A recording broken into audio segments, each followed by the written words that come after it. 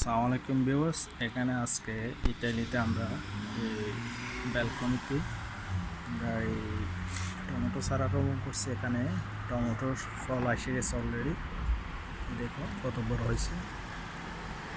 এখানে টমেটো চারা রোপণ করছে, এখানে অনেকগুলি ধরছে। আর এখানে মরিচ চারা রোপণ করছি আজকে। এলি মরিচ চারা, এটা একটা টবের মধ্যে মরিচ চারা রোপণ করছি।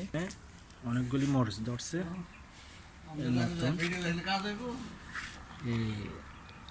অনেক অনেক মরিচ আসছে এখানে। দেখুন বন্ধুরা, আপনার জন্য একটু ভালো করে কি মরিচগুলি অনেক ফল আসছে মরিচের। আর এটা হলো যে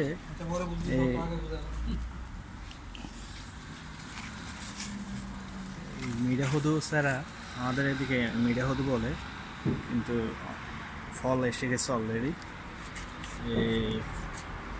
ফুল এসে গেছে, ফুলের ডগা এসে গেছে। দেখেন প্রতিটাই গোড়ায় গোড়ায় ফুলের ইয়ে এসে গেছে। আমাদের এখানে এই ব্যালকনিতে এটা রোপণ করছি, কিছুদিন হয় নাই, মাত্র 10-15 দিন হচ্ছে। এখানে এই মরিচে চারা রোপণ করার জন্য এখানে মরিচের ইয়েগুলি ফেলাইছে, বীজ ফালাই, বীজ থেকে এখানে মরিচের ইয়ে উঠছে। এখান থেকে আমরা অন্য সাইডে এই রোপণ করব মরিচ চারা।